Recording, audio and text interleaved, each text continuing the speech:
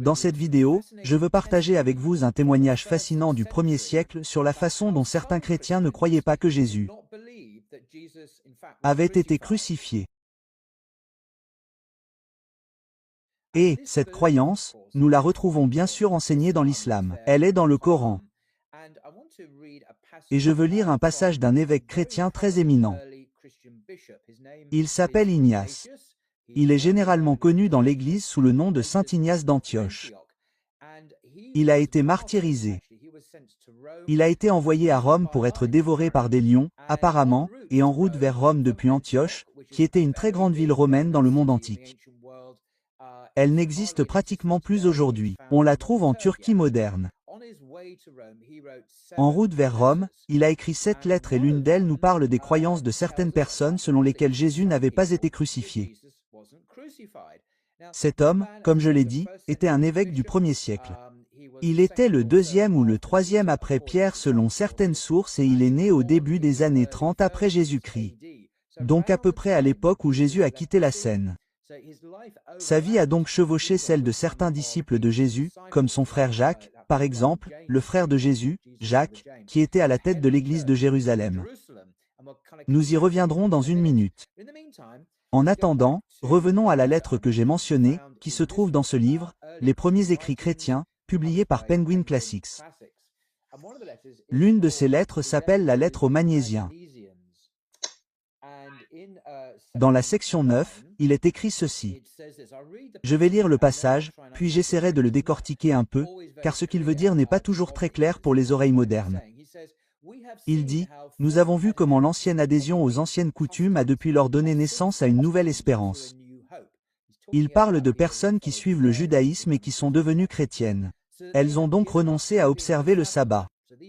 Ces braves gens ont donc renoncé à observer le sabbat et organisent désormais leur vie en fonction du jour du Seigneur. Le jour du Seigneur dans le calendrier chrétien est bien sûr le dimanche plutôt que le samedi. Ils sont donc passés du calendrier juif au calendrier chrétien. De temps en temps, il dit que le jour où la vie s'est levée pour nous grâce à lui, c'est-à-dire Jésus et sa mort. Cette mort, dit Ignace, bien que certains la nient, est le mystère même qui nous a poussés à devenir croyants. Cette petite phrase, bien que certains la nient, il est au courant de personnes qui se disent chrétiennes au 1er siècle et qui nient que Jésus soit mort sur une croix. Et comme je le dis, c'est une croyance que l'on retrouve dans l'islam, bien sûr, dans le Coran. C'est donc un témoignage remarquable du 1er siècle d'un croyant chrétien, un chrétien éminent, sur d'autres chrétiens qui n'étaient pas d'accord avec Ignace. Ignace condamne bien sûr ces personnes. Ce n'est pas là mon propos. Ce que je veux dire, c'est qu'elles ont existé et c'est la preuve qu'elles ont existé, d'après une source chrétienne éminente. C'est donc la première chose qui contient un fait assez intéressant, n'est-ce pas, que ces croyants ont existé. Le Coran dit évidemment que Jésus n'a pas été crucifié. Et là, nous avons la preuve que certains chrétiens du 1er siècle ne croyaient pas non plus que Jésus avait été horriblement mis à mort sur une croix. En fait, il aurait pu sembler qu'il l'ait été selon le Coran. Mais en fait, Dieu l'a sauvé. Il l'a sauvé surnaturellement de ses ennemis, car Jésus a effectivement fait appel à Dieu selon les évangiles pour qu'il soit sauvé et Dieu a répondu à sa prière. Ce serait un point de vue musulman possible, je pense. Mon deuxième point concerne donc l'une des plus grandes ironies de l'histoire. Et encore une fois, cela a à voir avec les origines du christianisme. Et nous revenons à Ignace.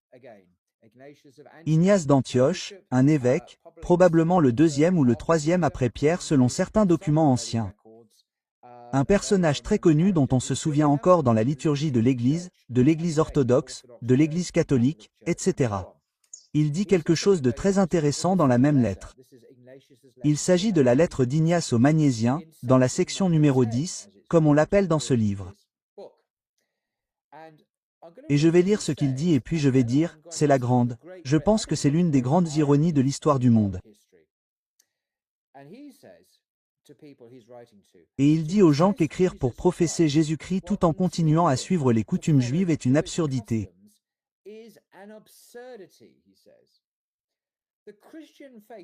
Il dit que la foi chrétienne ne se tourne pas vers le judaïsme, mais que le judaïsme se tourne vers le christianisme dans lequel toutes les autres races et langues qui confessent une croyance en Dieu ont maintenant été comprises.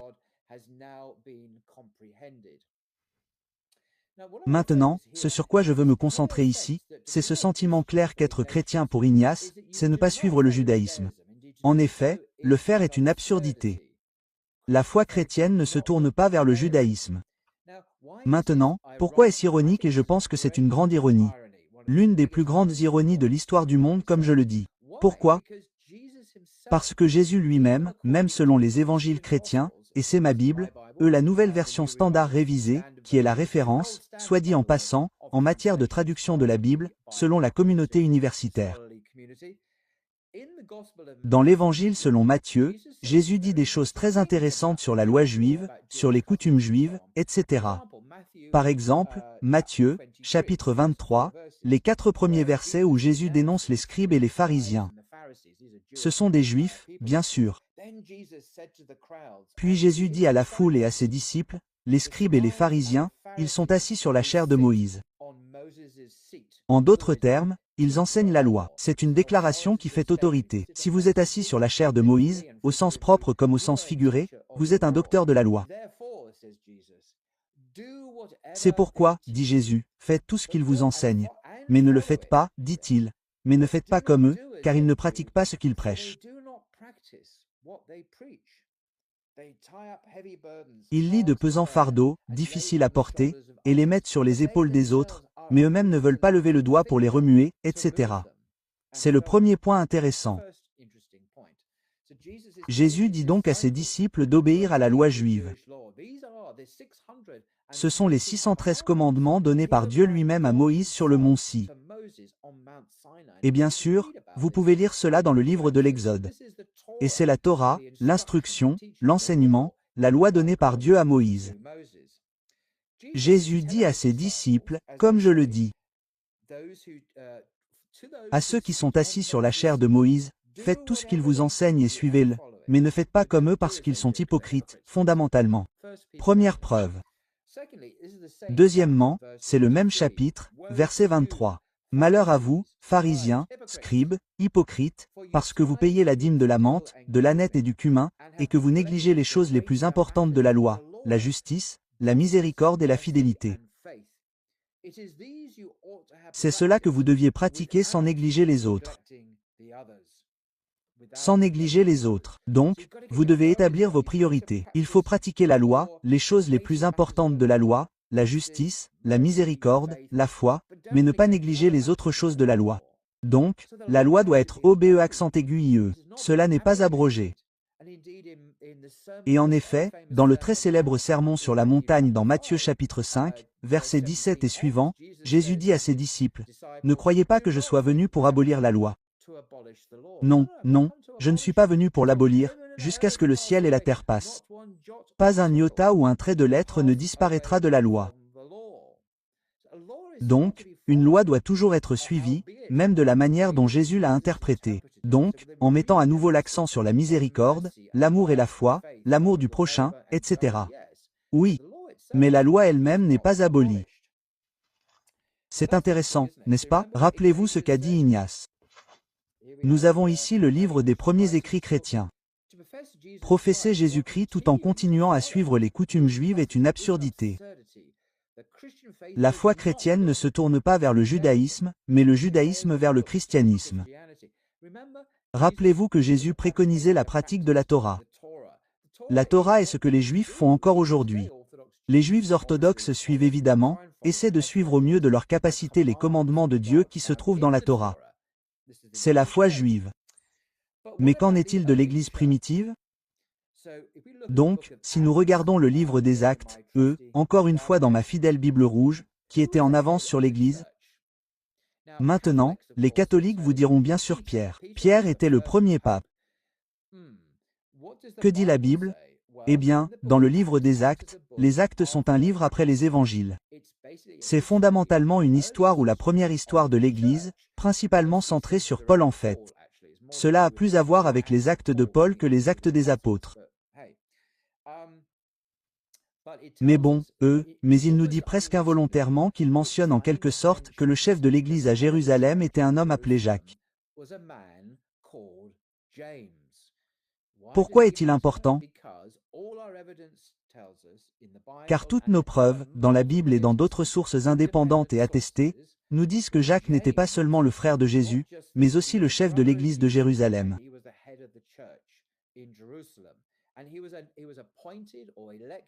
Il a été nommé ou élu, selon les sources, par d'autres apôtres eux-mêmes, Pierre, Jean par exemple, et Pierre et d'autres l'ont nommé leur chef. Pourquoi est-ce important? Eh bien, que nous disent nos sources sur la foi de Jacques? Qui était-il? Mais que faisait-il religieusement? Selon nos sources, il était un juif pratiquant. Pas seulement comme Paul qui avait des points de vue différents sur la loi, mais il respectait la loi et la mettait en pratique. Par exemple, dans Actes 21, il y a une histoire où l'apôtre Paul rend visite à Jacques à Jérusalem et il est dit ici au verset 18 que le lendemain, Paul est allé avec nous rendre visite à Jacques et que tous les anciens étaient présents.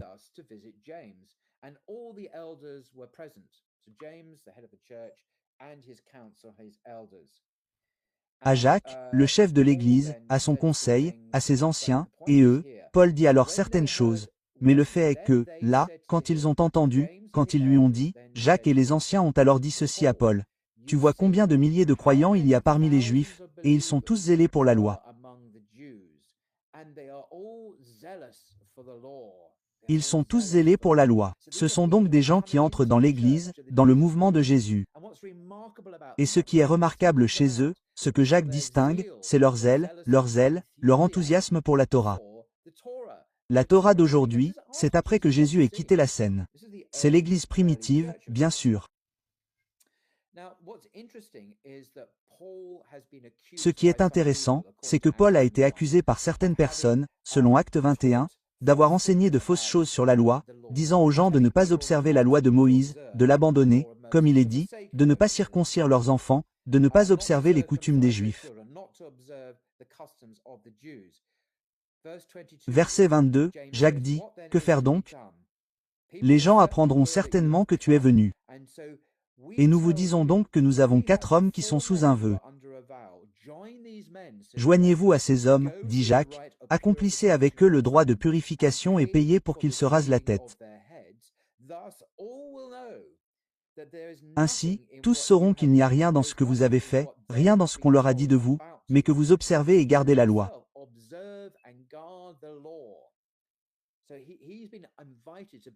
Il a donc été invité à témoigner que, contrairement aux rumeurs, il a abandonné Moïse, il a enseigné l'abandon de la loi. Oh non, non, non. Paul garde et observe la loi. Et puis Paul, il est dit ici, prit les hommes. C'est le verset 26. Après s'être purifié, il entra avec eux dans le temple, annonçant publiquement l'accomplissement des jours de purification, lorsque le sacrifice serait offert pour chacun d'eux. Entre guillemets. Verset 20, 26. En fait, pourquoi est-ce important? C'est important parce que même Paul, selon les Actes, témoigne qu'il maintient la loi. Je ne pense pas qu'il y ait de problème ici parce que nous savons d'après les lettres de Paul, comme Galates et Éphésiens, que Paul a dit que la loi avait été abolie. Si vous regardez Éphésiens chapitre 2, verset 1, 15, Paul dit que la loi et ses commandements ont été abolis. Paul dissimule-t-il ici dans les Actes? Ment-il? Porte-t-il un faux témoignage? On dirait que oui. Mais il ne ment pas seulement à Jacques parce qu'on lui a demandé de se soumettre à ce droit de purification dans le temple.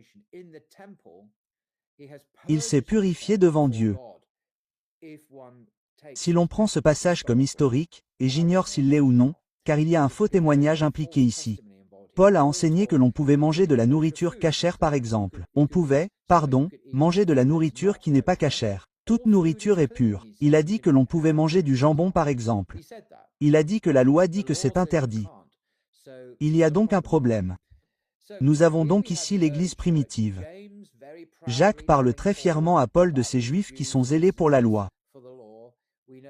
Nous savons que Jacques lui-même, chef de l'Église jusqu'aux années 60 après Jésus-Christ jusqu'à la destruction du Temple, était célèbre parmi les Juifs.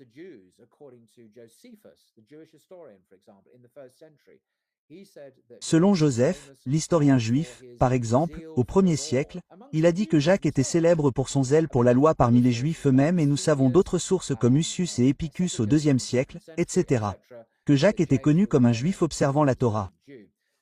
C'était donc la foi de la première communauté chrétienne. Ils étaient des Juifs pratiquants. Et puis nous arrivons bien sûr à Ignace d'Antioche qui dit, vers la fin de sa vie, alors qu'il est né au début des années 30, vers la fin de sa vie, il dit que la foi chrétienne ne se tourne pas vers le judaïsme. Ne pratiquez pas le judaïsme. Nous pratiquons le christianisme. Vous voyez l'ironie ici? L'ironie est que la religion de Jésus, la religion de son propre frère Jacques qui dirigeait l'Église, était ce que nous appellerions le judaïsme. C'était la foi d'Israël. Ignace dit de ne pas suivre cette foi, de suivre une voie différente, le christianisme.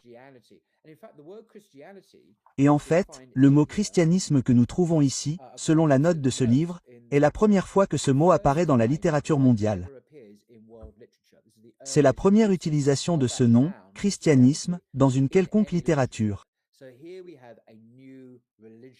Nous avons donc ici une nouvelle religion fièrement proclamée par Ignace sur le chemin du martyr et un rejet clair de la religion de Jacques, de la religion de Jésus.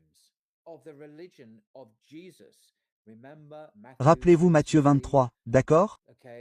Où Jésus dit à ses disciples d'écouter ceux qui sont assis sur la chaire de Moïse. Faites tout ce qu'ils vous disent, obéissez à tout ce qu'ils enseignent, mais ne faites pas comme eux, car ce sont des hypocrites. Rappelez-vous qu'ils sont juifs. Ils sont israélites. Ils suivent la Torah. Ignace dit, ne faites pas ça. Il est donc très intéressant de voir comment l'Église émergente, l'Église des gentils, Ignace était un gentil, bien sûr, a complètement renié la foi mère, la foi parente du christianisme, qui est le judaïsme. Il dit, ne la suivez pas, ils suivent une religion différente, semble-t-il, de celle des apôtres et de Jésus lui-même. Donc, quand je dis que c'est ironique, vous voyez ce que je veux dire, j'espère. C'est l'une des grandes ironies de l'histoire que le christianisme émerge ultérieur, qui revendique Jésus comme son fondateur, et rejeté la religion même de son fondateur. Il l'a rejetée de manière totalement explicite. Et nous le constatons très tôt, même chez un dirigeant chrétien qui a vécu la majeure partie du 1er siècle. Extraordinaire, n'est-ce pas? C'est l'une des grandes ironies de l'histoire, je pense. Et accessoirement, comme je le dis, il témoigne de l'existence de chrétiens qui ne partageaient pas sa croyance selon laquelle Jésus a été crucifié. Une croyance, la non-crucifixion de Jésus, qui est clairement énoncée dans le Coran. Le Coran n'invente pas des croyances qui ne sont apparues qu'au VIe siècle. Il approuve une opinion selon laquelle les premiers chrétiens du 1er siècle soutenaient qu'en effet Jésus n'a pas été crucifié. Et bien sûr, seul Dieu connaît la vérité. Et selon nos croyances sur le Coran, nous accepterons ou non ce témoignage. C'est donc la fin de ma vidéo sur l'ironie, la plus grande ironie de l'histoire religieuse et un témoignage du tout début du 1er siècle d'une église trinitaire émergente sur la non-crucifixion de Jésus sur la croix. Une opinion qui est manifestement exprimée dans le Coran. À la prochaine.